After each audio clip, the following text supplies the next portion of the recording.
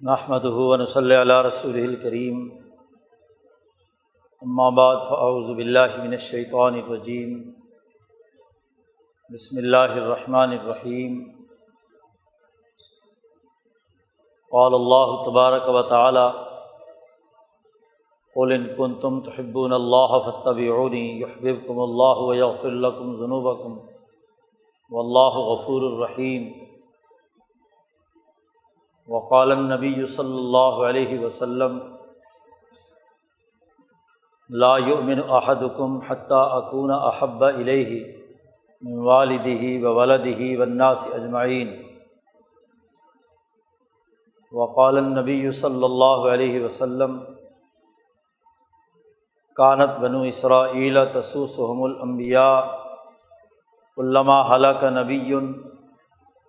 خلفہ نبی آخر الا لا نبی بعدی سیکون خلفاء فیکثرون۔ وقال النبی صلی اللہ علیہ وسلم: لا تزال طائفة من امتی قائمین علی الحق لا یضرهم من خالفهم۔ صدق اللہ مولانا العظیم وصدق رسولہ النبی الکریم۔ معزز دوستو، دین اسلام کی بنیادی تعلیمات میں اللہ اور اس کے رسول صلی اللہ علیہ وسلم کی محبت اور عشق کا ایک مسلمان کے دل میں ہونا بنیادی حیثیت رکھتا ہے، بلکہ دین نام ہی محبت خداوندی اور محبت رسول صلی اللہ علیہ وسلم کا۔ حضرت عائشہ صدیقہ رضی اللہ تعالی عنہا فرماتی ہیں کہ نبی اکرم صلی اللہ علیہ وسلم نے ارشاد فرمایا: هل الدین الا الحب والبغض۔ دین نہیں ہے سوائے اس کے محبت رکھنا اور بغض رکھنا۔ دین وہ نظام اور سسٹم ہے جس سے انسان محبت رکھتا ہے، اسے کا نظام اپنے اندر نافذ کرتا ہے، اور جس سے بغض رکھتا ہے اس سے نفرت کرتا ہے اور علیحدگی اختیار کرتا ہے۔ ہر دین کی ایک محبوب چیز ہوتی ہے اور ایک مبغوض۔ دنیا میں انسانی معاشرے جس بنیادی فکر پر استوار ہوتے ہیں، اس فکر کے ماننے والے یا اس سے محبت رکھیں گے، اسے پوجیں گے، اور اس کے مخالف جو چیز ہوگی اس سے بغض اور عداوت رکھیں گے۔ امام شاہ ولی اللہ دہلوی انسانی معاشروں کی تشکیل کے جو مختلف اقوام عالم کا ملل انسانیت کا تجزیہ کیا ہے، اس کے مطابق جو ملتیں ہیں یا تو وہ طبیعتی قوانین کے تحت اپنے معاشرے تشکیل دیتی ہیں، یا افلاک اور علم نجوم کے تحت اپنے معاشرے بناتی ہیں، جنہیں ملت طبیعیین یا ملت المجوس اور یا ملت نجامین شاہ صاحب نے کہا ہے۔ یعنی ایسے لوگ جو اس کرۂ ارض پر موجود اشیاء، طبیعتی خواص رکھنے والی چیزوں کے ساتھ عاشقانہ اور والہانہ تعلق رکھتے ہیں، انہیں ان چیزوں کے ساتھ محبت سکھاتا ہے، جس کی آج موجودہ مثال گرد و پیش کی اشیاء میں کیپٹل سے محبت رکھنے والے لوگ کیپٹلزم بنائے ہوئے ہیں۔ سرمایہ، اس سے انہیں محبت، اور ہر وہ چیز جو سرمایہ کے مخالف ہو اس سے انہیں بغض، اور اپنی مبغوض چیز کو وہ غلط قرار دیتے ہیں۔ اور اپنی محبوب چیز کو نافذ کرنے کے لیے ہر طرح کی چیز جائز قرار دیتے ہیں کہ محبت میں تمام حربے جائز ہیں۔ یہ مادیت پرستی کا عمل،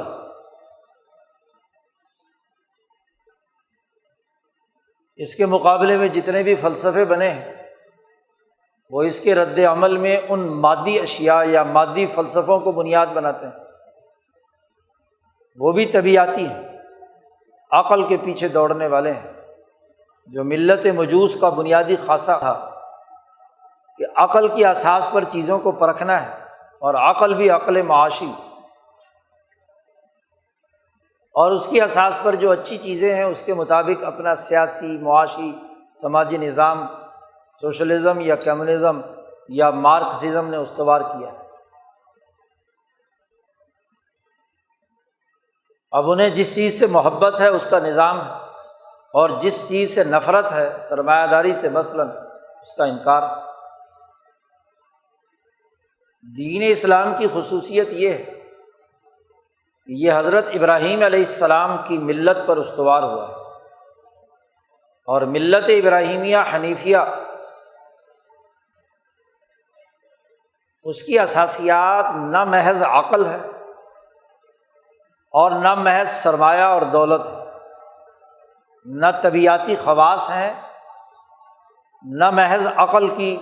بنیاد پر تراشے ہوئے فلسفے ہیں۔ یہ سب تابع ہیں اس عالمگیر نظام کے جو اس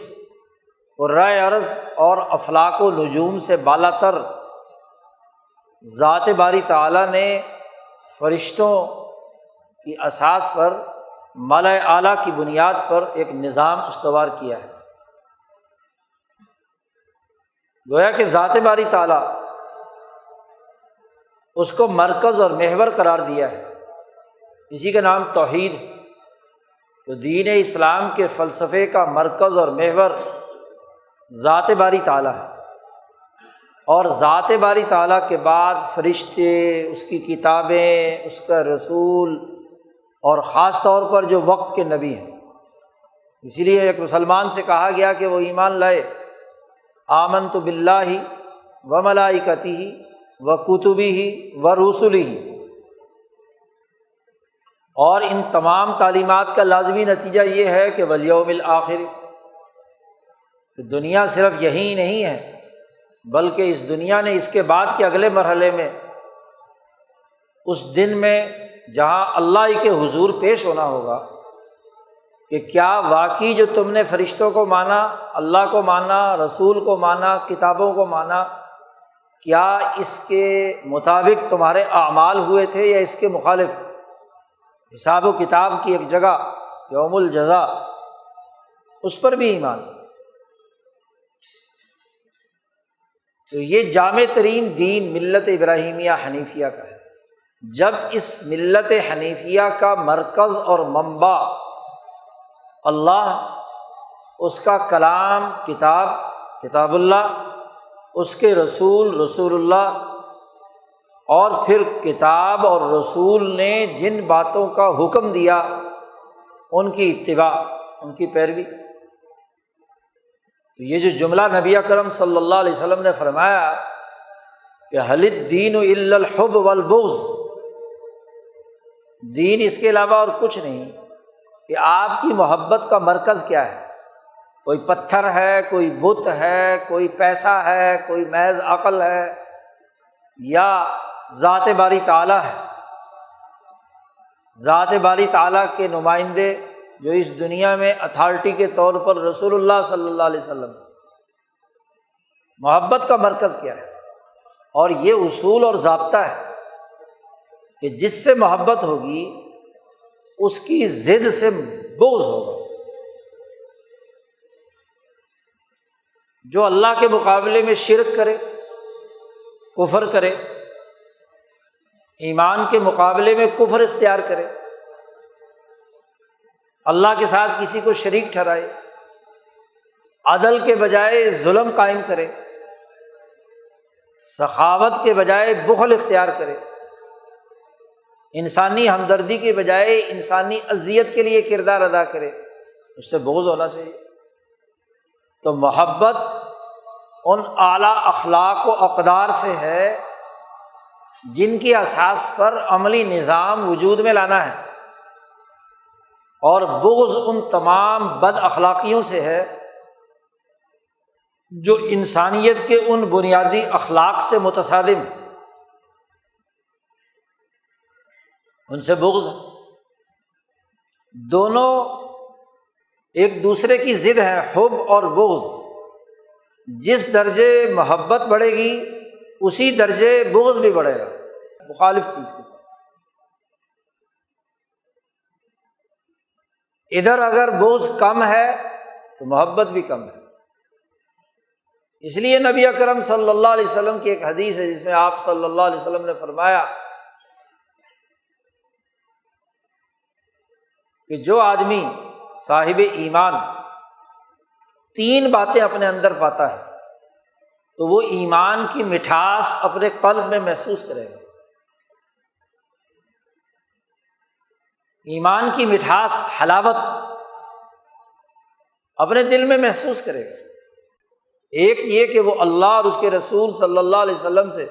سچی محبت رکھے تو ضرور اس کے دل میں ایمان کی مٹھاس آئے گی۔ دوسرا یہ کہ کسی دوسرے انسان سے اس بنیاد پر محبت کرنا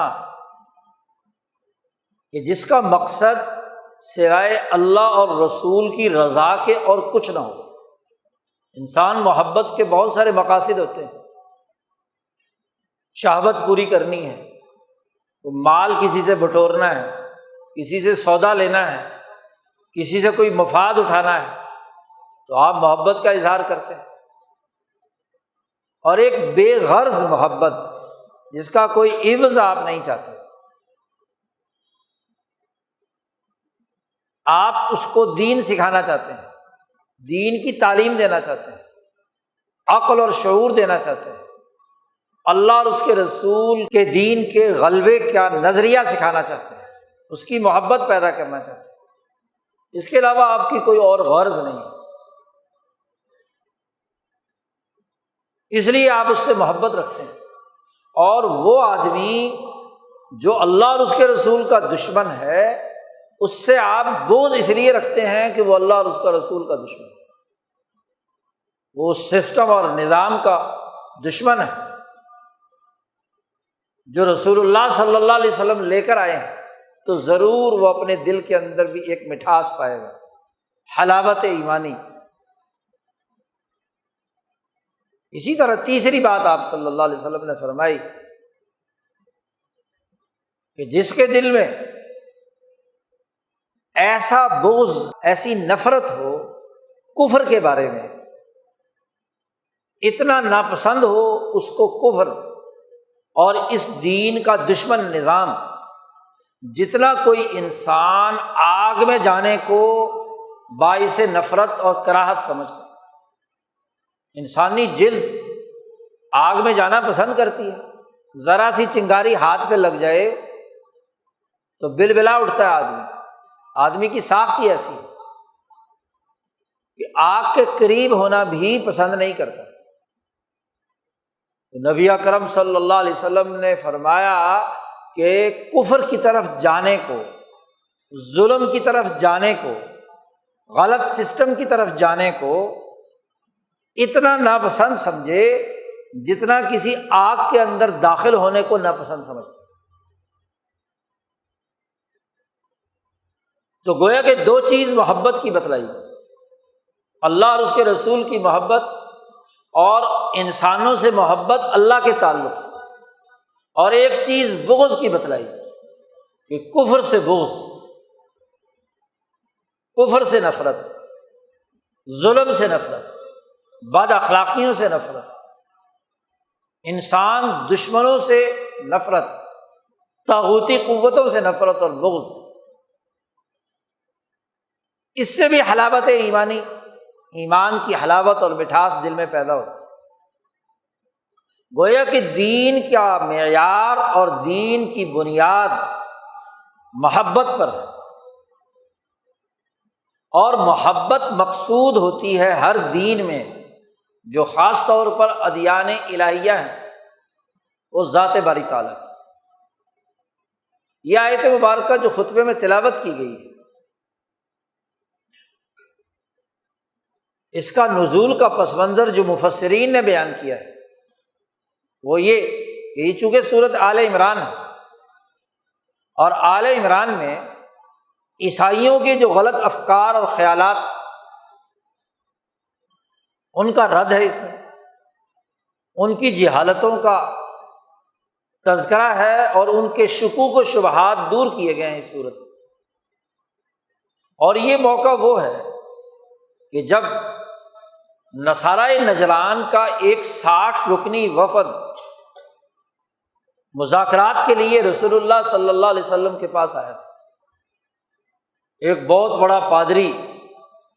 ان کا،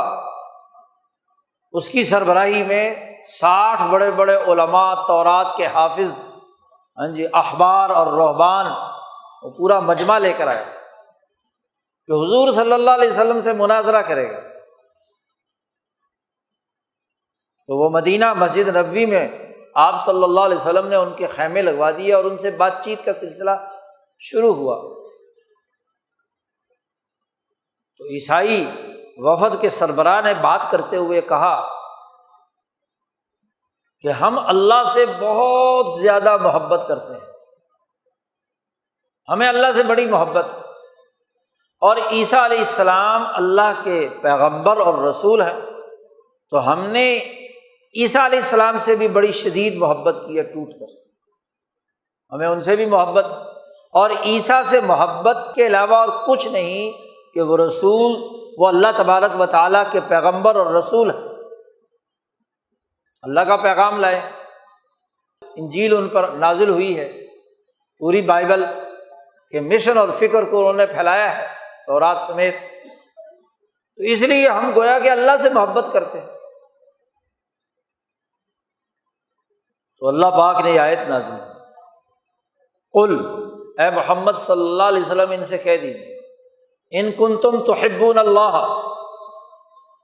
اگر تم واقعی اللہ کی محبت رکھتے ہو، صرف اور صرف اللہ کی محبت مقصود ہے، تو فاتبعونی، اے محمد صلی اللہ علیہ وسلم ان سے کہہ دیجیے کہ اب تمہیں میری اتباع کرنی ہے۔ میری آمد سے پہلے تک تم کیا کرتے رہے؟ تمہیں عیسیٰ سے محبت تھی، اللہ سے محبت کا اظہار تم نے عیسیٰ کی محبت کے تناظر میں کیا، اب ایک نیا رسول آ چکا ہے اور تمہاری تورات میں لکھا ہوا ہے کہ عیسیٰ علیہ السلام نے جاتے ہوئے کہہ دیا کہ یاتی من بعد اسمہ احمد، میرے بعد ایک پیغمبر آئے گا جس کا نام احمد۔ تو اب اگر عیسیٰ سے بھی تم محبت کے دعوے دار ہو اور اللہ سے بھی محبت کے دعوے دار ہو، تو اپنی ہی تورات کے حفظ کی اساس پر تمہیں میری اتباع کرنی ہے، اور اگر اس دور میں تم میری اتباع کرو گے تو یحببکم اللہ، اللہ تعالیٰ بھی تم سے محبت کرے گا اور تمہارے گناہوں کو معاف کر دے گا۔ جو غلطی یا غفلت ہوئی، اب ایک طرف تو وہ سربراہ جو بڑا پادری تھا وہ اللہ کی محبت کا دعویٰ کر رہا ہے کہ ہم تو اللہ کی محبت کی وجہ سے عیسیٰ علیہ السلام کو مانتے ہیں، جبکہ یہ حقیقت کھلی کہ محبت عیسیٰ یا محبت خدا بندی نہیں، محبت جاہ و مرتبہ اور سرمایہ پرستی، اور اس کا بھانڈا اسی سربراہ کے چھوٹے بھائی نے سب کے سامنے پھوڑ دیا کہ جب وہ نجران سے چلنے لگے تھے اور وہ جو بڑا ان کا پادری تھا، سربراہ تھا، وہ گھوڑے پہ سوار ہونے لگا تو ٹھوکر لگی اور وہ گر پڑا۔ تو چھوٹے بھائی نے نبی اکرم صلی اللہ علیہ وسلم کے بارے میں کوئی غلط بات زبان سے نکالی کہ چونکہ ہم ادھر جا رہے ہیں ان سے ملنے کے لیے اور یہ معاملہ ہوا، تو بڑا بھائی جو تھا، لیڈر تھا ان کا، اس نے چھوٹے بھائی کو کہا چپ ہو جاؤ، وہ بالکل سچے نبی ہیں، ان کے خلاف زبان درازی تم نے نہیں کرنی۔ تو چھوٹے بھائی نے کہا کہ بھائی جان، اگر آپ کو یہ پتہ ہے کہ وہ بالکل سچے نبی ہیں تو آپ ان سے مناظرہ کرنے کیوں جا رہے ہیں؟ ایمان لانے کے لیے جائے۔ اس نے کہا پاگل نہ بن، تو ابھی جوان ہے، میرا جو قیصر روم ہے اس کے دربار میں بڑا مقام ہے، وہاں دربار کی کرسی ہے میرے پاس، اور ہر کچھ عرصے کے بعد بادشاہ سلامت قیصر جو ہے وہ مجھے پیسوں کی تھیلیاں بھیجتا ہے، تو یہ دولت، یہ عہدے، یہ سارے چھن جائیں گے اگر ہم مسلمان ہو گئے تو، یہ جاؤ مرتبہ ختم ہو جائے گا، یہ عیاشیاں نہیں رہیں گی۔ اور پھر اگر ہم رسول اللہ صلی اللہ علیہ وسلم پر ایمان لے آئے تو عرب والے لوگ جو ہیں ان کے پاس تو اتنے پیسے اور وسائل نہیں ہیں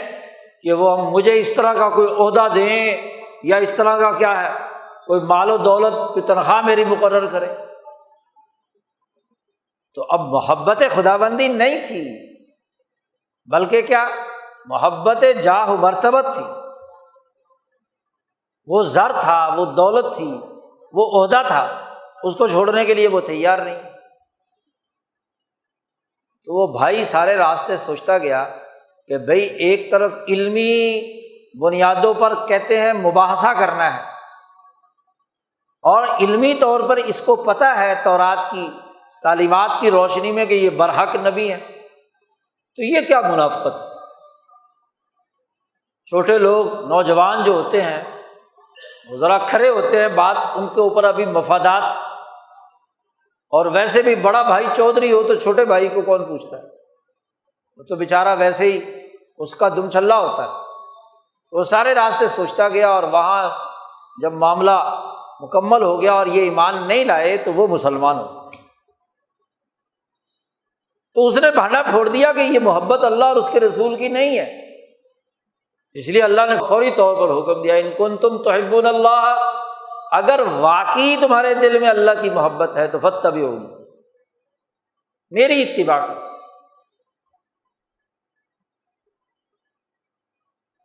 مفسرین میں سے بعض نے حضرت عبداللہ ابن عباس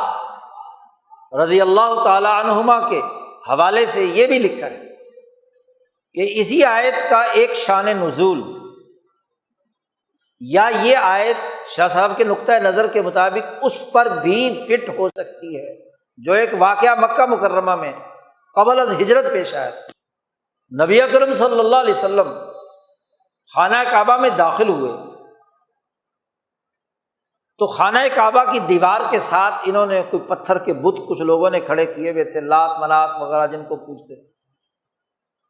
ان کے گلوں میں ہار اور ان کے باقی جو لوازمات ہوتے ہیں، اور وہاں ان کے سامنے جھک رہے ہیں، سجدہ کر رہے ہیں۔ تو نبی اکرم صلی اللہ علیہ وسلم نے یہ فرمایا کہ تم ملت ابراہیمیہ اسماعیلیہ کے طریقے سے ہٹ گئے، اللہ کو چھوڑ کر ان کی پوجا کر رہے ہو۔ تو وہ مشرک کھڑے ہو کر کہتے ہیں کہ ہم تو ان کی عبادت اس لیے کرتے ہیں لِيُقَرِّبُونَا إِلَى اللَّهِ زُلْفَىٰ،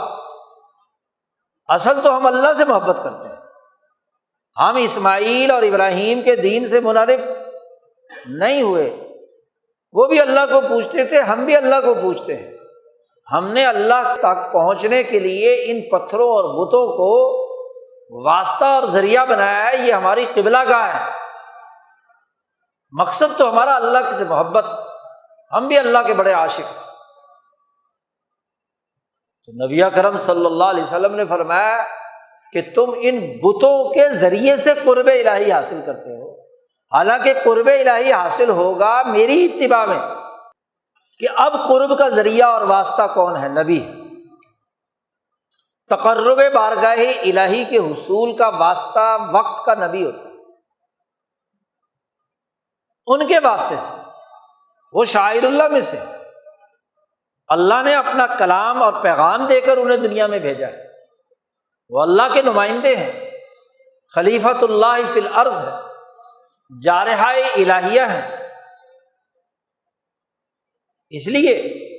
اگر تقربی حاصل کرنا ہے تو تقرب کا راستہ یہ ہے کہ تم میری اتباع کرو، میری پیروی کرو۔ اب بعض مفسرین کہتے ہیں کہ جی یہ آیت تو مدنی ہے، ابن عباس کا یہ قول صحیح معلوم نہیں ہوتا، لیکن بڑی بنیادی سی بات ہے کہ یہ ضروری ہے کہ اس شان نزول میں اس آیت کے نزول کے موقع کی بات کی گئی۔ ابن عباس رضی اللہ تعالی عنہما نے وہاں حضور صلی اللہ علیہ وسلم کے قول کے حوالے سے گفتگو کی۔ آپ صلی اللہ علیہ وسلم نے جو ایک حقیقت تھی آپ نے وہاں بیان کر دی، بعد میں مدینے میں آیت نازل ہوئی تو اس نے آپ صلی اللہ علیہ وسلم کی اس بات کی تصدیق کر دی، تو تطبیق دی جا سکتی ہے نا، جھگڑے کی کیا بات ہے۔ ایک تو یہ ہمارے ذخیرہ تفسیر میں جھگڑے پیدا کرنے اور اختلافات کو ظاہر کرنے کا بڑا تصور پایا جاتا ہے، حالانکہ تطبیق موجود ہے۔ شاہ ولی اللہ صاحب نے الفوز الکبیر میں اس کے تفصیل واضح کر دی۔ بہرحال بنیادی بات یہ ہے کہ اس آیت میں یہ کہا گیا ہے کہ اللہ سے محبت ضروری ہے، اور اللہ سے محبت کا ذریعہ نبی اکرم صلی اللہ علیہ وسلم کی محبت اور آپ کی اتباع ہے، اور اتباع بغیر محبت کے نہیں ہوتی۔ اسی لیے نبی اکرم صلی اللہ علیہ وسلم نے فرمایا کہ تم میں سے کوئی آدمی کامل مسلمان اس وقت تک نہیں ہو سکتا، لا یؤمن احدکم حتی اکون احب الیہ من والدہ وولدہ والناس اجمعین۔ تم میں کوئی آدمی کامل مسلمان اس وقت تک نہیں ہو سکتا جب تک کہ اس کے دل میں میری محبت اپنی اولاد سے، اپنے والد سے، تمام انسانیت سے، حتیٰ کہ اپنی ذات سے بھی زیادہ محبت نہ ہو۔ کامل ایمان تبھی ہوگا کہ جب نبی اکرم صلی اللہ علیہ وسلم کی محبت اور عشق ہو، اس کے بغیر نہیں ہو سکتا۔ حب رسول اور عشق رسول ذریعہ ہے اللہ کی محبت اور اللہ سے عشق اور تعلق، اور یہ بنیاد ہے دین کی۔ اگر محبت رسول نہیں ہے، عشق رسول نہیں ہے تو دین نہیں ہے، کیونکہ نظام قائم ہوتا ہے کسی بنیادی فکر اور فلسفے پر۔ فکر و فلسفے سے آپ کی محبت نہیں ہے تو اس کی اساس پر نہ تو آپ نظام قائم کریں گے، اور اگر رسمی طور پر قائم بھی کریں تو اس پر عمل درآمد نہیں کریں گے، اور اگر اس کا مخالف فکر اور فلسفے کا نظام موجود ہو تو اس کو توڑنے کے لیے محنت نہیں کریں گے۔ محبت انسان کو ابھارتی ہے کہ وہ اس دین کے عملی نظام کے غلبے اور اس کے قیام کے لیے جدوجہد اور کوشش کرے۔ اسی حقیقت کو رسول اللہ صلی اللہ علیہ وسلم نے فرمایا کہ اللہ نے اپنے رسول صلی اللہ علیہ وسلم کو بھیجا ہے دنیا میں لِیُظْہِرَهُ عَلَى الدِّینِ کُلِّهِ، اس دین حق کو تمام باطل ادیان پر غالب کرے، کیونکہ رسول اللہ صلی اللہ علیہ وسلم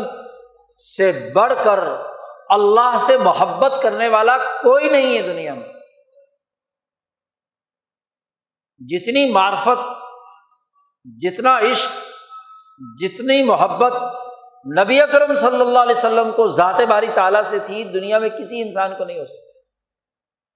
اور اسی محبت کا تقاضا ہے کہ آپ صلی اللہ علیہ وسلم نے توحید سے متصادم جتنے بھی باطل نظام ان کے توڑنے کے لیے جدوجہد اور کوشش کی، عاشقانہ بنیادوں پر بھی اور عاقلانہ بنیادوں پر۔ گویا کہ اللہ کی محبت اور رسول اللہ صلی اللہ علیہ وسلم کی محبت دین کے نظام کے قیام اور دین کے مخالف نظام کے توڑنے کی بنیاد ہے۔ اب محبت کسے کہتے ہیں، عشق کسے کہتے ہیں، یہ سمجھنا ضروری ہے۔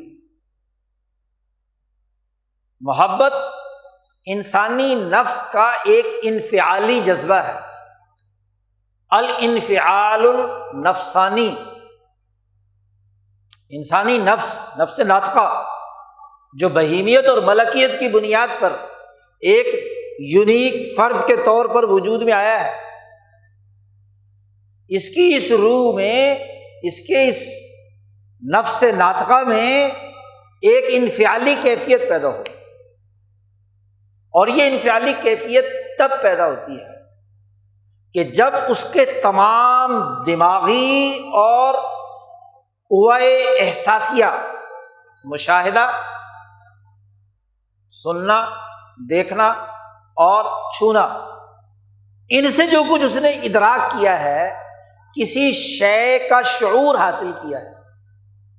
خواہ اپنی احساسات کی قوت سے، اور وہ شعور حاصل یہ کیا ہے کہ یہ چیز بڑی اچھی ہے، اس میں حسن ہے،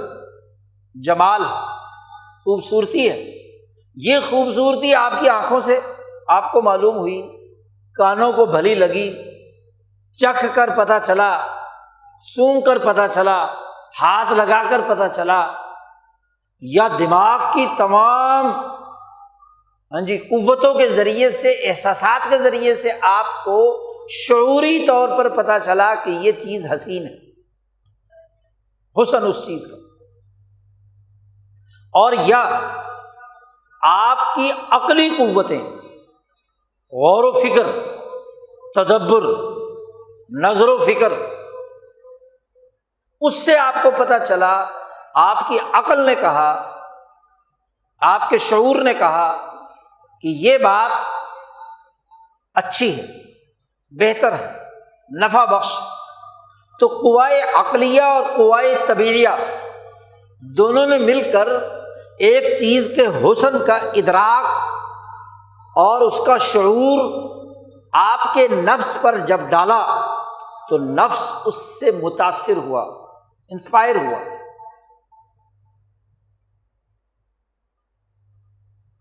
ایک انفعالی کیفیت آپ پر جذبہ طاری ہوا کہ آپ اس محبوب چیز کو سلام کریں، عزت کریں، احترام کریں، ماں کا احترام، باپ کا احترام، لیڈر کا احترام، کسی بھی ایسی چیز کا جس کا شعوری طور پر، عقلی طور پر آپ کو حسن کا پتہ چلے تو آپ اس کے سامنے۔ اب جس طرح کی کسی کے اندر قوتیں ہوتی ہیں اس کے مطابق یہ انفعالی کیفیت محبت کہلاتی ہے، اور جب اس انفعالی کیفیت میں تہیج پیدا ہوتا ہے، جوش پیدا ہوتا ہے، ایسا جوش کہ آپ کی تمام عقلی عملی قوتوں کو اپنی گرفت میں لے لے، اور اس چیز کا حسن دماغ اور دل پر اس طرح مسلط ہو جائے کہ انسان کے جسم کی تمام قوتیں سر سے پاؤں تک، اس کے ہاتھ، اس کے پاؤں، اس کی آنکھیں، اس کا دل، اس کی عقل، اس کی سوچ، اس کے تمام کردار، جس چیز میں اسے حسن ملا ہے اس کے پیچھے دیوانہ وار دوڑ پڑے، اور اس کے حصول کے لیے تمام راستے کی رکاوٹیں توڑتا پھلانگتا ہوا اپنے منزل مقصود تک پہنچ جائے۔ اسے کہتے ہیں عشق۔ یہی انفعالی جذبہ بڑھتے بڑھتے اسی محبت کی انتہا ہوتی ہے عشق۔ شاہ ولی اللہ صاحب فرماتے ہیں کہ انسانی قلب کے بہت سارے احکامات ہیں۔ انسانی قلب کا ایک حکم عقل ہے کہ عقل سے آپ نے شعور حاصل کیا۔ انسانی قلب کا ایک حکم عشق ہے۔ اس عشق سے اس عقلی چیز کو پورے جسم پر طاری کر لیا، اور جو کچھ عقل و شعور سے معلوم ہوا ہے اس کے لیے دیوانہ وار مقصد زندگی بنا کر اس کے پیچھے لگ گئے۔ آپ ذرا جتنے بھی عاشق ہیں ان کے قصے پڑھ لو، جو منفعل ہے اسے محب کہتے ہیں، اور جس کے حسن کا شعور حاصل ہوا ہے اسے محبوب کہتے ہیں۔ محب اور محبوب کے تعلق کا نام محبت۔ یہ محبت دنیا میں انسان اپنی استعداد ماحول کے مطابق، کسی کو کیپٹل سے محبت ہے تو کسی کو جدلیت سے محبت ہے جی، اور کسی کو کیا ہے، کسی عورت سے محبت ہے، کسی کو کسی لیڈر سے محبت ہے، دیوانہ وار پاگل ہو رہا ہے، کسی کو کسی بت سے، کسی پتھر سے، کسی لکشمی دیوی سے، کسی گنگا سے، کسی جمنا سے۔ جب محبت پیدا ہو گئی، یہ انفعالی جذبہ اس کے وجود پر طاری ہو گیا، تو اس کے علاوہ باقی تمام چیزوں سے بغض۔ اس لیے عشق اور محبت انسان کو اندھا بنا دیتی ہے، لیکن مومن وہ ہے جو یہ عشق کرتا ہے عقل کے ساتھ،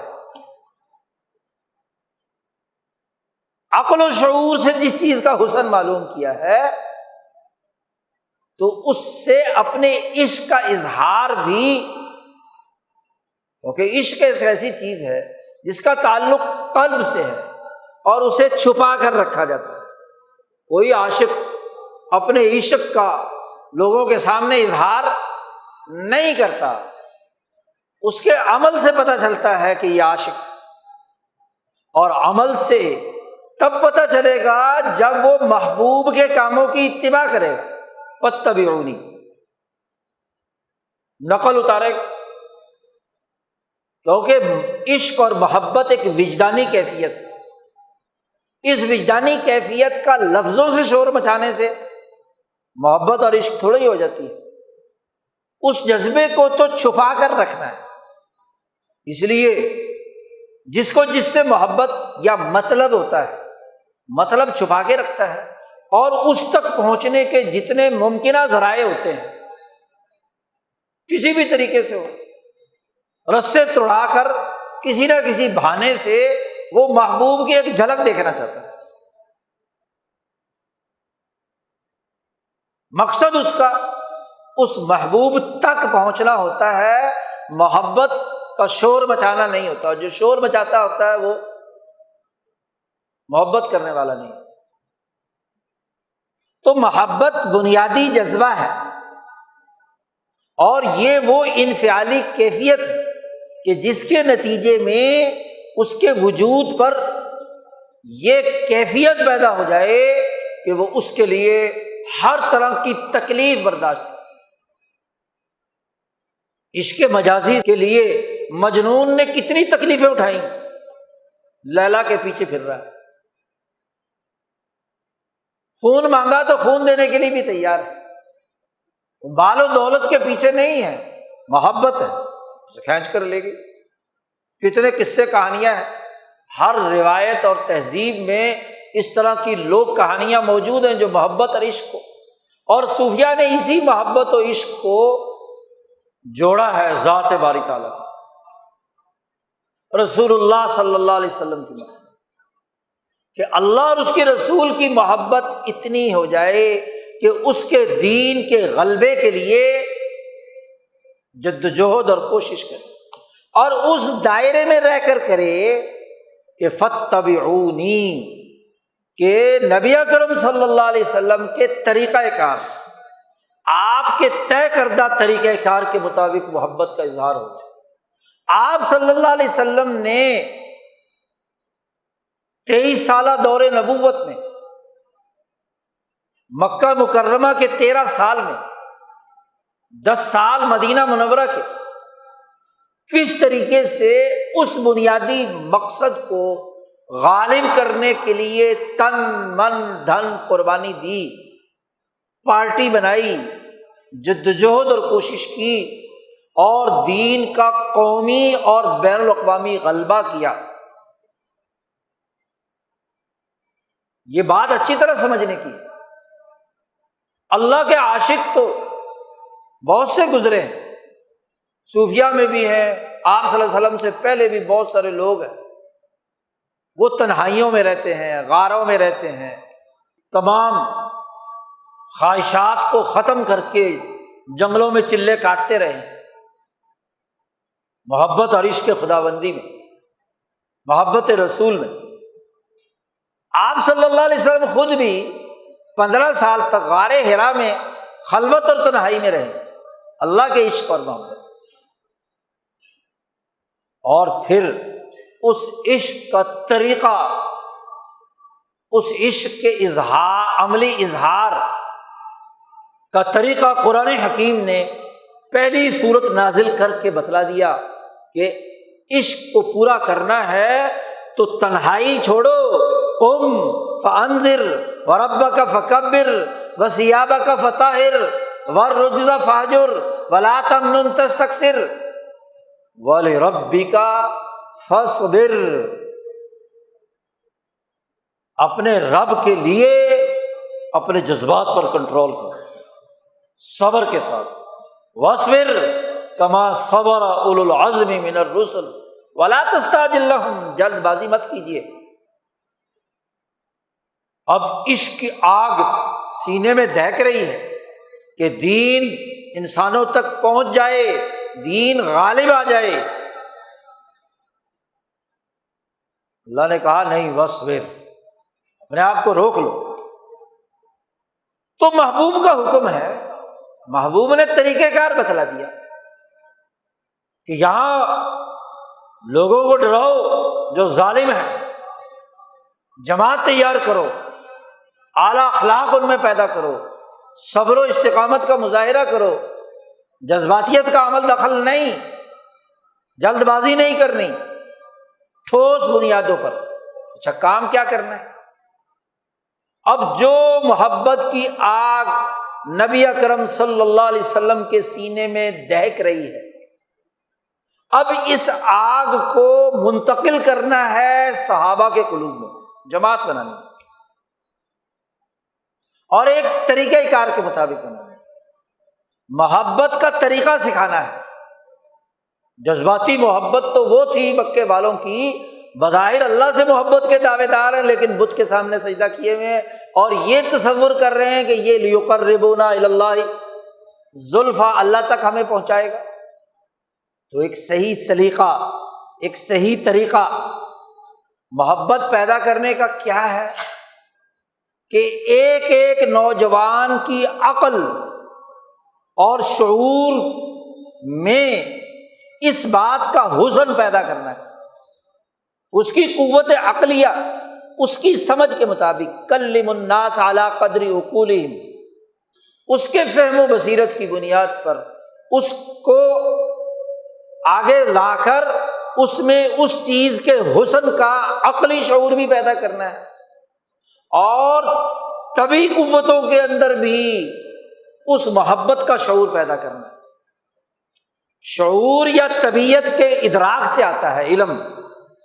اور یا عقلی قوتوں کے انالیسس سے آتا ہے، جو نظر نہ آنے والی چیزیں ہیں وہ عقلی طور پر سامنے آتی ہیں۔ اب اللہ سے محبت صرف احساسات سے تو نہیں ہو سکتی، یہ عقلی چیز ہے۔ اب اس عقلی چیز کو عقل و شعور کے بلند کرنے سے ہی نوجوانوں میں منتقل ہوگی، ابو بکر میں منتقل ہوگی، عمر فاروق میں منتقل ہوگی، عثمان غنی، علی المرتضیٰ جیسے نوجوان کے اندر منتقل ہوگی، ابو ذر غفاری کے اندر منتقل ہوگی۔ اب تنہائی چھوڑو، باہر نکلو میدان میں، اور ایک ایک نوجوان کو محبت کرنے کا طریقہ سکھاؤ، ان کو بتلاؤ کہ محبت کیا ہوتی ہے۔ اسی لیے آپ صلی اللہ علیہ وسلم کی دعوت کا انداز اور اسلوب دیکھیے، مکہ مکرمہ میں چھوٹے چھوٹے سوالات پیدا کر کے غور و فکر کی دعوت دی ہے۔ قرآن کا انداز دیکھیے، سوالات اٹھاتا ہے اور کہتا ہے افلا تعقلون، کیا تم عقل نہیں استعمال کرتے؟ تاکہ عقل کے ذریعے سے وہ شعور پیدا ہو جو محبت خدا بندی تک رسائی کا ذریعہ بن جائے۔ آپ دیکھیے کہ یہ جو محبت عقلی نظریاتی، یہ نظریے کی طاقت اور قوت عقل کے ذریعے سے اور طبعی احساسات کے ذریعے سے، آپ صلی اللہ علیہ وسلم کے نفس قدسی صفات سے جب صحابہ کو دعوت دیتے ہیں اور آپ کی توجہ سے ان کے جسم پر ایک کیفیت طاری ہوتی ہے۔ عمر فاروق رضی اللہ تعالیٰ عنہ نفرت اور بغض سے بھرے ہوئے آئے ہیں اپنی بہن پر تشدد کے لیے، اور جب بہن نے کہا کہ ذرا یہ کلام تو پڑھ لے، سورۃ مریم کی آیات پڑھ کر سنائیں، اور اس نے عمر فاروق کے پورے وجود کو اپنے احاطے میں لے لیا، عقل و شعور کے ذریعے سے ایسا کلام نہیں سنا تھا، اور اس کلام کے اثرات یہ تھے کہ پورے وجود میں سنسناہٹ دوڑ گئی، جتنے پہلے احساسات تھے وہ سب فارغ، اور اس کی جگہ پر سر سے پاؤں تک محبت خداوندی، وہ جملے جو ہیں کاف ہا یا عین صاد، سورۃ مریم کا آغاز ہوتا ہے، پہلا رکوع سنا تو زندگی بدل گئی، کیفیت بدل گئی، عشق اور محبت کلام الہی سے اب کھینچا چلا جا رہا ہے۔ کہاں یہ جذبہ محبت کا آپ کو کھینچے لے جا رہا ہے نبی اکرم صلی اللہ علیہ وسلم کی خدمت، اور جیسے ہی نبی اکرم صلی اللہ علیہ وسلم نے کلمہ پڑھایا، عمر فاروق کی جب عقل روشن ہو گئی اور طبیعت اس کے مطابق ایک پیج پر آ گئی، تو عمر فاروق کیا کہتے ہیں؟ یا رسول اللہ، ہم یہاں کمروں میں بند عبادتیں چھپ چھپ کے کرتے رہیں گے، ہمیں تو کیا ہے خانہ کعبہ میں جا کر اعلان کرنا ہے۔ بہادر ہے نا، دلیر ہے، کیونکہ وجود کا انگ انگ محبت الہی اور محبت رسول میں اس طریقے سے شرابور ہو چکا ہے کہ رسول اللہ صلی اللہ علیہ وسلم سے کہا، عقل، جرأت، ہمت اور بہادری کا تقاضا یہ ہے کہ باہر میدان میں جانا چاہیے۔ حضور نے بڑا سمجھایا، باہر نکلے اور نکل کر پوچھا سب سے زیادہ بڑ بولا اور پروپیگنڈا کرنے والا کون ہے ہمارے خلاف؟ انہوں نے کہا فلانا بندہ۔ تیار ہو کر اس کے پاس پہنچ گئے۔ عبداللہ ابن عمر روایت کرتے ہیں کہ میں چھوٹا سا بچہ تھا، 6 7 8 سال کا، تو میں نے عمر کے تیور دیکھے تو میں بھی ابا جان کے پیچھے پیچھے وہاں جا کر اس کا دروازہ کھٹکھٹایا اور اس کو کہا، او فلانے آدمی سن لے، میں مسلمان ہو گیا، اشہد ان لا الہ الا اللہ وان محمد رسول اللہ۔ وہ اندر کمرے میں گیا، چادر اس نے کندھے پہ رکھی اور وہاں سے چپ چاپ تیز چلتا ہوا خانہ کعبہ کی طرف دوڑا۔ عمر فاروق بھی اس کے پیچھے پیچھے، کیونکہ جن کو زیادہ بولنے کی اور پراپیگنڈے کی عادت ہوتی ہے وہ گھر میں ٹک کے بیٹھ نہیں سکتے۔ اس نے کہا خانہ کعبہ، چونکہ سارے لوگ وہیں جمع ہوتے تھے، مکے کے سردار چاروں طرف کیا ہے حرم کے بیٹھتے تھے خوش گپیوں میں لگے ہوئے، وہاں حرم کے کنارے پر کھڑے ہو کر اس نے اعلان کر دیا، او لوگوں سنو، وہ عمر بھی صحابی ہو گیا۔ جیسے ہی یہ بات کہی تو عمر فاروق نے کہا، میں گمراہ نہیں ہوا، اشہد ان لا الہ الا اللہ محمد رسول اللہ، ایمان لایا ہوں میں۔ اب تم نے مجھے بے دین کہا ہے، صحابی ہو گیا، صحابی کہاں سے ہوتا ہے؟ اللہ کو ماننے والا تو اب ہوں میں۔ اور جیسے ہی عمر فاروق نے یہ اعلان کیا، اب جناب مکے کے سردار پٹائی کرنے لگ گئے، مار مار کے ادموا کر دیا۔ ابن عمر نے پوری تفصیل اس کی سنائی ہے۔ کہنے کا مقصد یہ کہ عشق ہو گیا نا، کل تک حضور صلی اللہ علیہ وسلم سے بغض ہے تو اس دین، اس سسٹم جو شرک پر مبنی تھا، اس کی بنیاد پر اس سے محبت تھی، نبی اکرم صلی اللہ علیہ وسلم سے بغض تھا۔ اور جب دین قبول کیا اور یہاں محبت پیدا ہوئی تو اس کا بغض اور نفرت پیدا ہوئی۔ ابو سفیان فتح مکہ کے موقع پر گرفتار کر کے حضور صلی اللہ علیہ وسلم کے پاس لایا جا رہا ہے، ابن عباس اپنے گدھے پہ بٹھا کر لا رہے ہیں۔ راستے میں عمر فاروق نے دیکھ لیا کہ یہ تو نفرت سے پورا جسم بغض سے کیا ہے لرز اٹھا، آواز دے کر کہا اس کو میرے حوالے کرو۔ اس نے 20-22 سال ہو گئے نبی اکرم صلی اللہ علیہ وسلم کو اذیتیں اور تکلیفیں پہنچاتے ہوئے، میں ایک تلوار سے اس کا سر قلم کر دوں۔ بعض نے گدھا دوڑا لیا اور جلدی سے لے کر ابو سفیان کو رضی اللہ تعالیٰ عنہ نبی اکرم صلی اللہ علیہ وسلم کے پاس پہنچا دیا۔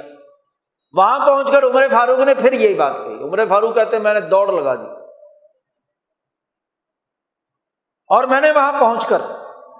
رسول اللہ صلی اللہ علیہ وسلم کو گنوایا کہ کیا یہ وہ آدمی نہیں ہے، اس نے فلاں موقع پر یہ کیا تھا، یہ کیا تھا، یہ کیا تھا، یہ کیا تھا۔ 20-22 سال تک جو کچھ انہوں نے کیا تھا ایک ایک کر کے عمر فاروق نے گنوایا، تو کیا یہ اس قابل ہے کہ اس کو معافی دی جائے، اس کی گردن نہ اڑا دی جائے؟ حضور صلی اللہ علیہ وسلم نے عمر سے کہا ٹھہر جاؤ، ان کے ہاتھ کھول دو۔ ہاتھ پیچھے بندھے ہوئے تھے ابو سفیان کے، پانی پلاؤ۔ پانی پلایا تو ابو سفیان کی وہ روایت موجود ہے بخاری میں کہ جب وہاں شام گئے تھے حضور نے خط لکھا تھا قیصر کو، تو ابو سفیان کے الفاظ ہے کہ فما زلت موقنا، مجھے اس کے بعد سے ہمیشہ یہ یقین رہا کہ رسول اللہ صلی اللہ علیہ وسلم غالب آ کر رہیں گے۔ موقنا، مجھے دلی یقین تھا کہ رسول اللہ صلی اللہ علیہ وسلم غالب آ جائیں گے شام سے واپسی سے لے کر اس موقع تک۔ تو میں نے کہا اب یہ یقین تو اب واضح ہو گیا کہ انہوں نے اچانک مکے پر چاروں طرف سے گھیراؤ کر لیا، تو فوراً ابو سفیان نے کلمہ پڑھا لا الہ الا اللہ محمد، گواہی دی اشہد، زبان سے صرف پڑھا نہیں ہے، شہادت دی، اور گواہی بہت اونچی بات ہے۔ آج کل کی تو جھوٹی گواہیوں کی گواہی کی بھی اہمیت کوئی نہیں رہی۔ جیسے ہی گواہی دی تو عمر فاروق نے ابو سفیان کو سینے سے لگا لیا، فرمانے لگے ابو سفیان، اس لمحے سے پہلے دنیا کا سب سے مبعوث ترین شخص تو تھا، اور اس کلمہ پڑھنے کے بعد اب مجھے رسول اللہ صلی اللہ علیہ وسلم کے بعد سب سے محبوب تو ہے، اس لیے کہ کلمہ پڑھ لیا، دین غالب آ گیا، مکے کی ریاست کا سردار سرنڈر ہو گیا، سسٹم ٹوٹ گیا۔ تو محبت تو حب اور بغض یہی تو اساسیات ہے دین کی۔ تو صحابہ کے سینکڑوں واقعات اسی محبت اور عشق ہیں، اور اسی عشق کا طریقہ کار نبی اکرم صلی اللہ علیہ وسلم نے متعین فرما دیا۔ عقل و شعور سکھانے سے لے کر ایک ایک فرد کو جوڑنے سے لے کر جماعت بنانے اور جماعت کی جذباتیت کو ختم کرنے، اس میں جماعتی شعور پیدا کرنا، اس میں تنظیم پیدا کرنا، اس میں طاقت پیدا کرنے، ضبط پیدا کرنے، یہ محبت کا طریقہ ہے کہ جس کے ذریعے سے وہ اپنے جذبات پر کنٹرول کریں، حد سے بڑی ہوئی عقل اس کو ایک ڈسپلن میں لائیں، حد سے بڑی ہوئی جسمانی طبعی جذباتی تقاضے ان کو ایک ڈسپلن میں لائیں۔ یہ نبی اکرم صلی اللہ علیہ وسلم نے صحابہ کے قلوب میں پیدا کیا، اور صحابہ اس کے نتیجے میں صفاً کانہم بنیان مرصوص، سیسا پلائی ہوئی دیوار بن گئی، منظم قوت۔ محبت کا اظہار جب تک اس اتباع رسول کے ساتھ نہ ہو، ایک نظریہ زندگی اس کے سامنے ہو، اور وہ نظریہ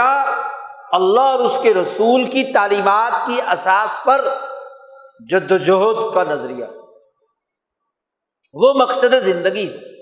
وہ آپ کے پورے وجود میں سرایت ہو جائے اور عشق پیدا ہو جائے، اس طریقہ کار کے مطابق کام کرنے کا، دعوت دینے کا، تربیت کرنے کا، جماعت بنانے کا، اور اس جماعت کے ذریعے سے انقلاب لانے کا، ریاست تشکیل دینے کا، بین الاقوامی نظام قائم کرنے کا، یہ سارے مرحلے اس عشق سے پیدا ہو جائیں تو یہ ہے اتباع فاتبعونی۔ آج بڑی انتہا پسندی کیا ہے؟ عقلی گفتگو بہت ہے اور محض طبعی گفتگو بہت ہے، یا جذبات سے کھیلا جاتا ہے، جذبات بڑھا دیے محبت کے نام پر، اور وہ جذبات کسی ڈسپلن میں نہیں ہے، انفعالی کیفیت ہوئی محبت کی جذبات کی بنیاد پر، اور اس جذبات کے نام پر اس عام آدمی کے جذبات کو محبت کے نام پر اشتعال پیدا کر کے، یا پیسہ بٹورنا مقصد ہے، چندہ لینا مقصد ہے، نمود و نمائش مقصود ہے، ان کی جذباتیت سے، یا سامراجی مقاصد کے لیے ان کی جذباتیت کو غلط جگہ پر استعمال کرتے ہیں۔ اب وہ تو محبت اور عشق کے نام پر اپنے سارا وجود لٹانے کے لیے تیار ہے، لیکن عقل نہ دارد، خالی جذباتیت، خالی انفعالیت، فعالیت نام کی کوئی چیز نہیں۔ انفعالیت سے جب انسان متاثر ہوتا ہے تو یہی محبت فعالیت کا وہ تقاضا پیدا کرتی ہے جو اتباع نبی سے آتا ہے۔ 15 سال نبی اکرم صلی اللہ علیہ وسلم پر انفعالی کیفیت رہی جب غار حرا میں تشریف فرما، ذات باری تعالی کی تجلیات اور انوارات سے مروب ہے۔ خود نبی اکرم صلی اللہ علیہ وسلم فرماتے ہیں کہ غار حرا سے میں گھر کی طرف آ رہا تھا تو میں نے آواز فضا پر سنی پروں کے پھڑپھڑانے کی۔ میں نے جب آنکھیں اٹھا کر اوپر دیکھا تو وہی فرشتہ جو غار حرا میں آیا تھا وہ ایک ایسی بڑی کرسی پر بیٹھا ہوا ہے کہ اس نے پوری اوپر کی فضا گھیر رکھی۔ فرعبت منہ، میں مروب ہو گیا اس سے اور خوف طاری ہو گیا مجھ پر اور میں گر پڑا۔ جی گویا کہ انفعالی کیفیت یہاں تک کہ وہ اللہ کا فرستادہ جس نے آ کر پہلی وحی سنائی اور اس کی وجہ سے آپ کے جسم پر ایک انفعالی کیفیت پیدا ہوئی، اور پھر جلدی جلدی گھر پہنچا اور خدیجہ سے کہا کہ زملونی زملونی، سردی اور کپکپاہٹ۔ جب انسان خوف زدہ ہوتا ہے تو اس کا خون سمٹ کر دل کو بچانے کے لیے وہاں چلا جاتا ہے، جسم پورا ٹھنڈا ہو جاتا ہے۔ تو چادریں اڑائی گئیں، جی لحاف ڈالے گئے، تو آہستہ آہستہ آپ کے وجود میں حرارت نارمل ہوئی۔ تو وہی فرشتہ پہنچ گیا، اس نے کہا بھائی قم فانذر وربک فکبر، اسی حدیث میں فرشتے نے آ کر کہا قم فانذر، چادر اوڑھ کر لیٹنے کا وقت نہیں ہے، محض انفعالی کیفیت نہیں، اب فعالی کیفیت بھی پیدا کرنی ہے۔ قم فانذر وربک فکبر وثیابک فطہر، اٹھو اور اب کام کرنا ہے اس محبت کا نتیجہ۔ تو محبت صرف انفعالی کافی نہیں، انفعال سے جو وجود کے اندر نور آیا ہے، جو محبت کے اثرات آئے ہیں، ان کی اساس پر آگے فعالیت کا کام کرنا ہے۔ اس کا مطلب یہ ہے کہ محبت کے نتیجے میں، انسان میں عشق کے نتیجے میں ایسی فعالیت پیدا ہو جاتی ہے کہ عاشق اپنے معشوق کے لیے جان بھی قربان کرنے کے لیے تیار ہوتا ہے، اس کے لیے تمام راستے، طریقہ کار اور ہیلے تراشتا ہے کہ کس طریقے سے معشوق کی منشا، محبوب کا مقصد پورا ہو جائے۔ اس مقصد کا نام ہے نظریہ۔ یہ جو ہمارے حضرت رحمۃ اللہ علیہ فرماتے تھے نظریہ بناؤ، اس نظریے میں عقل بھی ہے، عشق بھی ہے،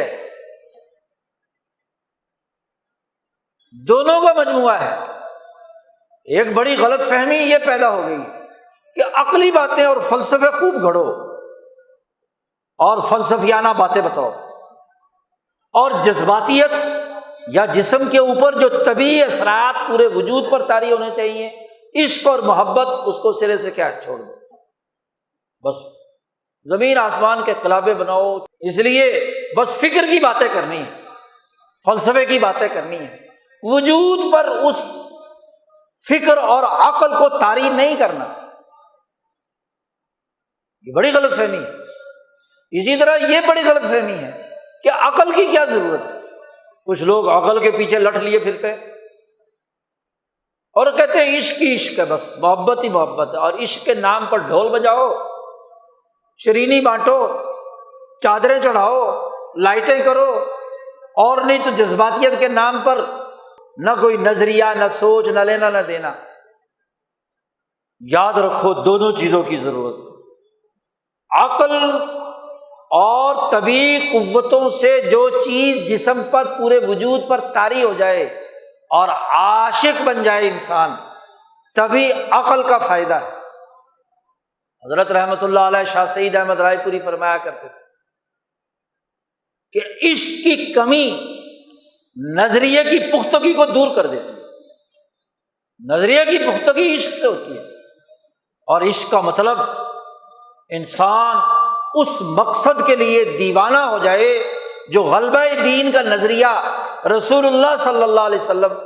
اور ان کی جماعت کا رہا، اور وہ دیوانگی اس طریقہ کار کے مطابق ہو جو نبی اکرم صلی اللہ علیہ وسلم اور آپ کی جماعت صحابہ نے پیدا کی۔ حضرت شاہ عبد القادر صاحب رائے پوری کی مجالس میں حضرت نے اس کا بڑا خوب تجزیہ کیا، بڑی گہری سوچ تھی حضرت شاہ عبد القادر صاحب رائے پوری والے۔ ڈوڈیا میں ٹھہرے ہوئے تھے، جنوری 1947 کی بات، جب یہاں عقل کے پیچھے لٹ لیے پھرنے والے جذباتی بھی اور عاشق بھی، اور جو محض عشق کے نام پر حرکتیں کر رہے تھے، اس تناظر میں حضرت نے ایک گفتگو فرمائی۔ حضرت کی مجلس میں ہر وقت سوال و جواب کا سلسلہ چلتا رہتا تھا۔ ایک مولوی صاحب تھے، مولوی عطا محمد صاحب، مولانا حبیب الرحمن رائے پوری لکھتے ہیں کہ انہوں نے اسی طرح کے کچھ سوالات حضرت شاہ عبد القادر صاحب رائے پوری سے پوچھنا شروع کیا۔ حضرت چونکہ صبح کو سیر کرتے تھے تو سیر کے دوران اسی طرح کی گفتگو چلتی رہتی تھی، سوالات کے جوابات چلتے رہتے تھے، تو انہوں نے اسی حوالے سے، اور انہوں نے کہا کہ جی آج کل جو ہے دین کا کام نہیں ہو رہا، اور علماء جو ہیں، جو اہل علم و دانش، ان کی قوتیں کمزور پڑ گئی ہیں، بڑا زوال ہو گیا ہے، دین کا کام کچھ نہیں ہوتا۔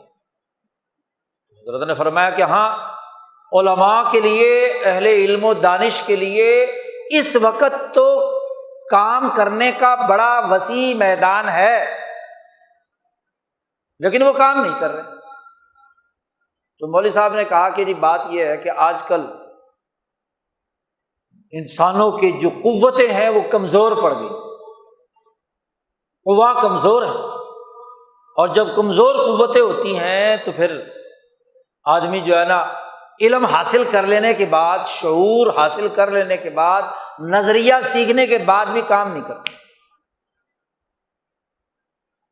اور اس کے حوالے سے ایک حضرت تھانوی کے حوالے سے بھی قول نقل کیا کہ حضرت تھانوی نے بھی لکھا کہ جی اب قوتیں کمزور ہو گئی، اس لیے جو ہے پرانے بزرگ جو کام مجاہدے کرتے تھے اس طرح کے اب ہم سے نہیں ہو سکتے۔ حضرت نے ان کی بات سنی اور فرمایا کہ بات یہ ہے کہ یہ ٹھیک ہے کہ آج کل کے انسانوں کی قوتیں ویسی نہیں رہی جیسے پہلے لوگوں کی تھی، قوتیں کمزور ہیں، لیکن قوتوں کی کمزوری کا جبیرہ عشق ہے۔ علماء میں اور اہل علم و دانش اور باشعور لوگوں میں سب سے بڑی کمی عشق کی، اور عشق جو ہے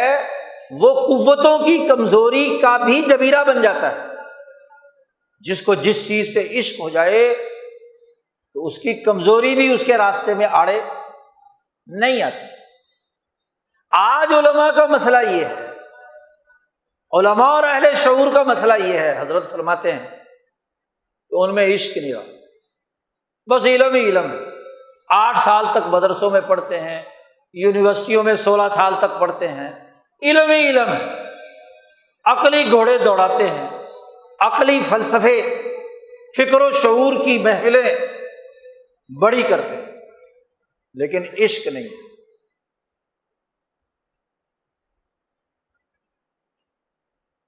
وہ مولوی صاحب بھی چپ ہونے والے نہیں تھے، انہوں نے کہا حضرت بات یہ ہے کہ کمزوریاں ہیں، اور کمزوری سب سے بڑی معاشی ہے۔ اگر گھر میں کھانے کو دانے نہ ہو اور کوئی معاشی سرگرمی نہ ہو تو کام کیسے کرے؟ بلکہ الٹا ایک اور اس کی زبان سے حضرت لکھتے مولانا حبیب الرحمن رائے پوری جملہ نکلا ہے کہ جس کے پاس گھر میں کوئی تنخواہ نہ ہو، پیسے نہ ہو، اسے کوئی لڑکی بھی نہیں دیتا، شادی کیسے کرے؟ حالانکہ یہ بھی تو سنت ہے۔ اصل بات یہ ہے، عشق یہ بتلاتا ہے کہ اصل چیز کیا ہے، اور باقی جتنی بھی چیزیں ہیں وہ ضمنی اور ذیلی ہیں۔ علماء اور اہل شعور کا کام یہ ہے کہ جو نظریہ انہوں نے بنا لیا، جو علم اور عقل اور شعور حاصل کر لیا، اس کو اصل بنائیں، اور جو معاشی سرگرمیاں یا دوسرے کام کاج یا گھریلو تقاضے ہیں ان کو ضمنی اور ذیلی بنائیں۔ جب ترتیب الٹ دیتے ہو کہ جو نظریہ ہے وہ ثانوی درجے پر، علم و شعور جو ہے دوسرے درجے پر، اور بیوی، بچے، خاندان، معاشی سرگرمیاں، دیگر تمام مصروفیات وہ اول درجے پر ہوں، تو اس کا مطلب یہ کہ عشق نہیں ہے تمہیں اس نظریے سے۔ عشق یا بیگم کا ہے، یا اپنی ملازمت کا ہے، یا اپنی معاشی سرگرمی کا ہے، یا اپنی اولاد کا ہے۔ اسی اولاد، انہی بیویوں کو اللہ نے کہا ہے کہ ان من ازواجکم و اولادکم عدو لکم، یا ایک جگہ پر کہا فتنہ ہے، آزمائش ہے۔ اسی لیے کہا کہ انہی کے چکر میں الجھا رہے آدمی، اور جو نظریہ عشق کی بنیاد پر بنا ہے اس کا عاشقانہ اظہار نہ ہو۔ نظریہ سیکھ لیا، دعوت سیکھ لی، شعور آ گیا، اور اس کے باوجود، سیکھنے کے باوجود بھی اس کے غلبے، اس کے نفاذ، اس کے لیے عملی جدوجہد، اس کے لیے نبی اکرم صلی اللہ علیہ وسلم کا انقلابی طریقہ کار وہ نہ اپنایا جائے عشق کی بنیاد پر۔ عشق لگن کا نام ہے، محبت کا نام ہے، جذبے کا نام ہے، اور محض عقلی گھوڑے دوڑاؤ، فکری بلندیوں پر بیٹھے رہو، فلسفے بڑے بیان کرو، لیکن اس کے مطابق عملی کام کرنے کا جذبہ بیدار نہ ہو، اس کے لیے کردار ادا نہ کرے، اس کا مطلب عشق کی کمی ہے۔ مولانا حبیب الرحمن صاحب نے حضرت سے، کیونکہ گفتگو چلتی نا، سب کو اجازت ہے بات کرنے، اپنی بات تو حضرت کبھی مسلط ہی نہیں کرتے تھے۔ مولانا حبیب الرحمن صاحب نے کہا کہ جی ہاں، یہ بات تو ہے کہ قوتیں بڑی کمزور ہیں، اور قوتوں کی کمزوری ہی اس بات کی دلالت ہے کہ عشق میں کمی ہے۔ عقلی بات، جس آدمی کی قوتیں کمزور ہوں گی، کمزور آدمی ہوگا تو اس کا عشق بھی تو کیا ہے، کمزور ہوگا۔ تو عشق کرنے کے لیے بھی تو بہادری چاہیے نا، جرأت چاہیے۔ حضرت نے فرمایا کہ ہاں، بات درست ہے کہ ان اسباب میں سے ایک سبب،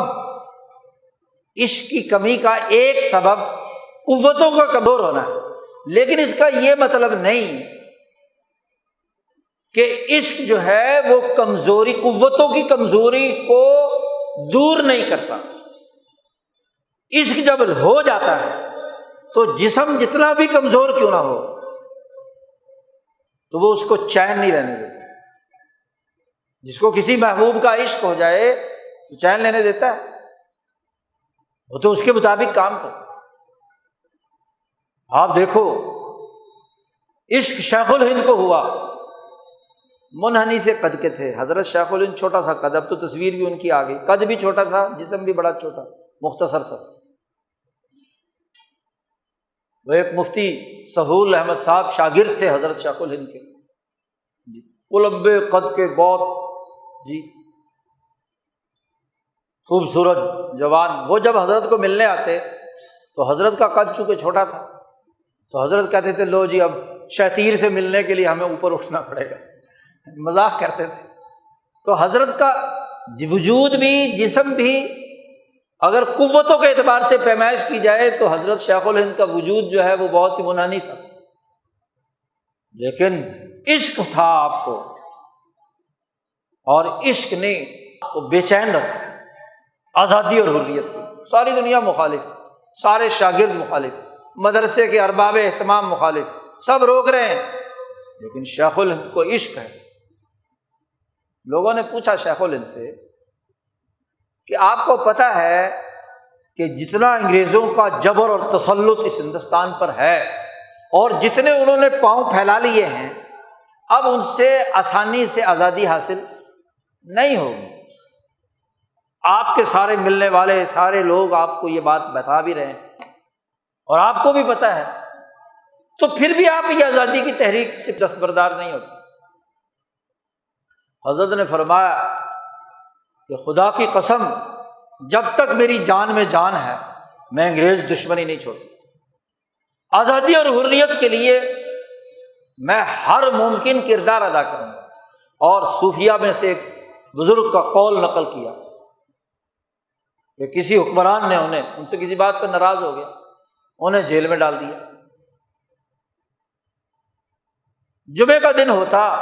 تو وہ بزرگ تیار ہوتے، نہاتے دھوتے، کپڑے پہنتے، پورا جیسے پہلے جمعے کے لیے جایا کرتے تھے، خوشبو لگاتے، لاٹھی ہاتھ پہ لیتے اور دربان سے کہتے کہ دروازہ کھولو میں نے جمعہ پڑھنے جانا ہے۔ تو کوٹھڑی میں سے تو نکل آتے، جہاں بند تھے، گیٹ ظاہر بند ہے، تو ساتھ مریدین بھی کچھ جو ان کے عاشق تھے وہ بھی ساتھ ہی تھے۔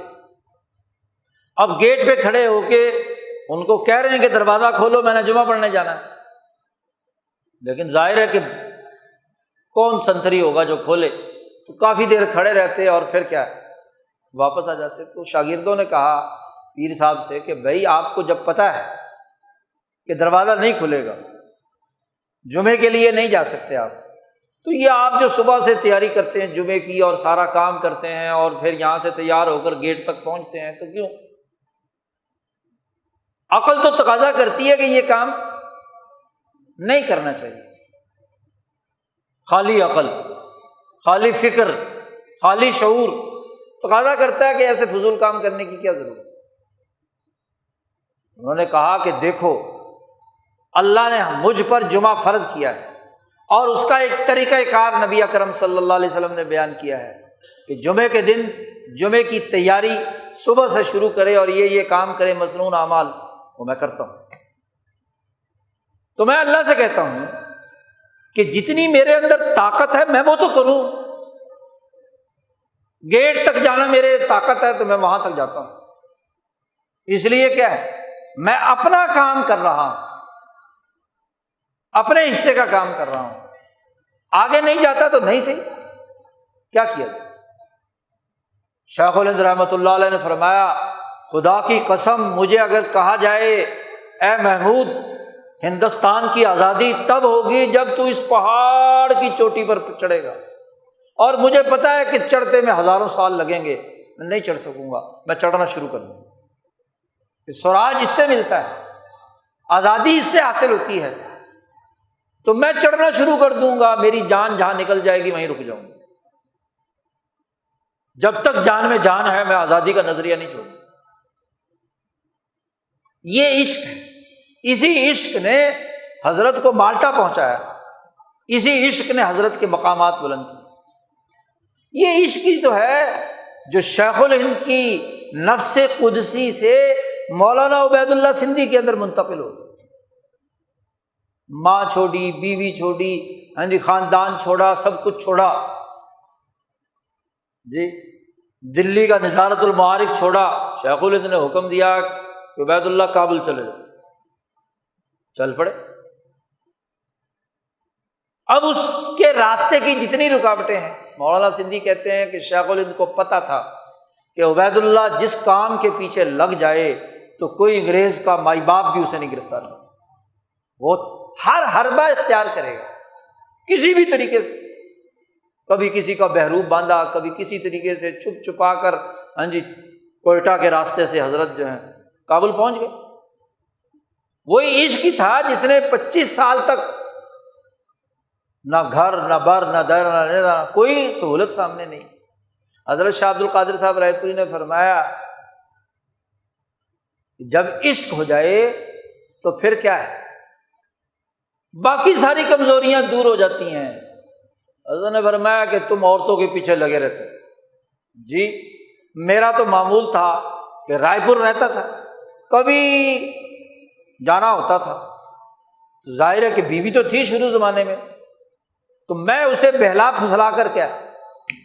آ جاتا تھا جی، تو اگر میں اسی کے چکر میں رہتا تو حضرت کا عشق کہاں گیا؟ تو رائے پور کا ایسا عشق کہ سب کچھ چھوڑ کر کیا اپنے آپ کو قربان کر دیا، یہ عشق۔ تو مولانا حبیب الرحمن صاحب نے عرض کیا کہ حضرت آپ نے بات کہی، مجھے اب سمجھ آئی، اس زمانے میں 1946 کا الیکشن ہوا تھا ہاں جی، بنگلور سے مولانا محمد احمد جو تھے وہ امیدوار تھے جمعیت علماء کی طرف سے، تو چونکہ مولانا حبیب الرحمن صاحب وہاں کے صدر تھے تو وہ جدوجہد اور کوشش میں کہتے جی ایک ہفتے تک ایک دفعہ ہم الیکشن کمپین میں رات دن چلتے رہے، اور ایک 24 گھنٹے بلکہ 2 دن ایسے رہے کہ بالکل نیند اڑ گئی، اور مسلسل ظاہر ہے الیکشن کمپین میں تو ایسے ہی ہوتا ہے، تو نیند اڑ گئی، بھوک کی ضرورت نہیں، بس دیوانہ وار کیا ہے اس کے لیے کام کر رہے ہیں۔ تو حضرت شاہ عبد القادر صاحب رائے پوری نے فرمایا کہ یہی تو میں تمہیں سمجھانا چاہتا ہوں کہ عشق جب لگ جائے تو نہ بھوک نہ پیاس نہ کچھ، نہ لینا نہ دینا، نہ واسطہ نہ مطلب، تو ساری کمزوریاں دور ہو جاتی ہیں۔ اور پھر مثنوی کا شعر مولانا حبیب الرحمن صاحب نے پڑھا، تو عشق جو ہے میری تمام امراض کا علاج تیرے اندر ہے، تو ہی میرا افلاطون ہے، تو ہی میرا جالینوس ہے، تو ہی میری غذا ہے، تو ہی میری دوا ہے۔ مثنوی کا پورا شعر،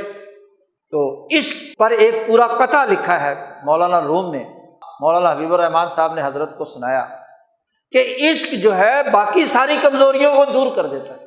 اور عشق کے نتیجے میں جو شعور حاصل ہوا ہے اس کو عمل میں لانے کے لیے جدوجہد اور تحریک کا پیدا ہونا ضروری ہے۔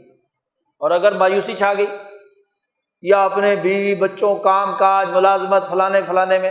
لگے رہے تو نظریہ پھیلتا ہے، آرام طلبی سے کچھ نہیں ہوتا۔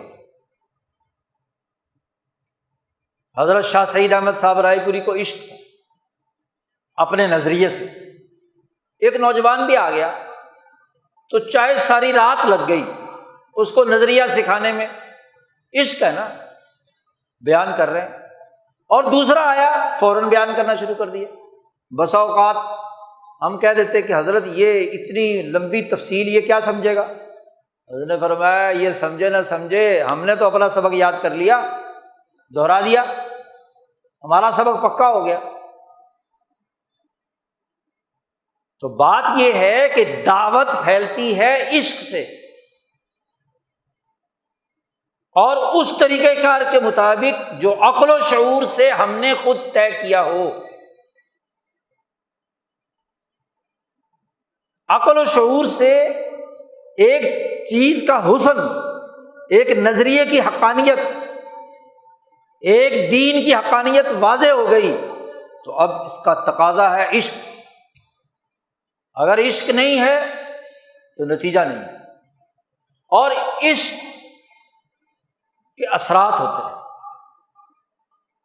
ربیع الاول کے مہینے میں نبی اکرم صلی اللہ علیہ وسلم سے عشق اور محبت کے بہت سارے مظاہر دنیا بھر میں، مدینہ منورہ میں بھی ہوتے تھے، امام شاہ ولی اللہ دہلوی رحمۃ اللہ علیہ جب حرمین شریفین کے سفر میں فیض الحرمین میں لکھتے ہیں کہ جب میں مدینہ منورہ پہنچا بہت ساری رسومات میلاد کے نام سے ہوتی تھی جی، ترکوں کا مزاج ہی ایسا تھا عاشقانہ بھی، تو وہ بہت ساری رسومات کرتے تھے، صلاۃ و سلام وغیرہ اور باقی تمام چیزیں جو ہے وہاں پڑھی جاتی تھی، اس کے لیے محفلیں ہوتی تھی، ہر آدمی اپنے عشق کے جذبے کا اظہار کسی نہ کسی انداز میں کرتا تھا۔ شاہ ولی اللہ صاحب فرماتے ہیں کہ میں روضہ اقدس پر حاضر تھا، رسول اللہ صلی اللہ علیہ وسلم سے جو باتیں میرے قلب میں القاء ہوئی ان میں ایک بات یہ ہے کہ یہ جو عام لوگ مجھ سے محبت اور عشق کا اظہار کے لیے کوئی رسم اختیار کرتے ہیں ان کو برا بھلا مت کہو، ان کے اس کہنے کا بھی ایک اثر ہوتا ہے، کیونکہ عام آدمی مخلص ہوتا ہے، اسے تو پتہ نہیں، اسے کسی نے شعور نہیں دیا کہ اس کے اس عاشقانہ جذبے کے اظہار کا صحیح راستہ اور طریقہ کار کیا ہے۔ وہ اپنی چاہت اور اپنی محبت، اپنی خوشی سے ایک کام کرتا ہے جو اس پر ایک جذبہ طاری ہوا ہے، تو بات تو عاشقانہ ہے، کی تو اس نے محبت سے ہے۔ اب یہ تو رہنماؤں کا کام ہے نا کہ وہ اس کے اس عاشقانہ جذبے کو ایکسپلائٹ کرتے ہیں یا اسے سیدھا درست رخ دیتے ہیں، تو براہ راست ان کو برا بھلا مت کہا گا، بلکہ وہ مفاد پرست طبقہ جو ان کی جذباتیت کا استحصال کر کے، یا وہ سامراجی طبقات جو اسی میں الجھا کر اپنا الو سیدھا کرتے ہیں، اس کو سامنے رکھا کرو کہ ان کی نیت خراب ہے، ان کا نظریہ صحیح نہیں ہے، وہ محبت کے نام پر ایکسپلائٹ کرنا چاہتے ہیں۔ لیکن جو محبت صادقہ عام آدمی کے اندر، عوام کے اندر پائی جاتی ہے، تو اس کی مخالفت کرنے کا کیا مطلب؟ اس نے تو اپنی سمجھ کے مطابق جیسے سمجھ آیا، اس نے بیچارے نے کیا ہے اپنے دل کی محبت کا اظہار ربیع الاول کے مہینے میں کر دیا، یا کسی بزرگ کے جو برسی منائی جاتی ہے اس کے اوپر اس نے اظہار کر دیا، تو اس نے تو اپنے خیال کے مطابق کیا ہے۔ اب اگر صرف عقلی گھوڑے دوڑائے جائیں تو ہم کہیں گے کہ جناب یہ کام غلط ہے،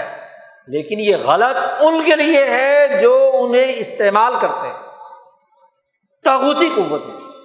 جو مفادات اٹھاتی ہیں، جو ان کے جذبات کا استحصال کرتی ہیں۔ تو عشق اور عقل کا امتزاج، اسی کے مجموعے کا نام ہے سنت نبوی، نبی اکرم صلی اللہ علیہ وسلم کا طریقہ کار، دعوت دینے کا، جماعت بنانے کا، انقلاب لانے کا، ریاست بنانے کا، ریاست چلانے کا، لیظہرہ علی الدین کلہ کا۔ تو ایک باشعور فرد، تربیت یافتہ فرد، ایک سچی جماعت سے وابستہ فرد، دونوں کو ساتھ لے کر چلتا ہے، جذبات سے عاری بالکل نہیں ہوتا، جذبات کو کنٹرول کرتا ہے، عقل و شعور کی اساس پر کرتا ہے، نظریہ بنا لیتا ہے تو اس نظریے کے لیے اپنا تن من دھن قربان کر دیتا ہے، باقی تمام تعلقات،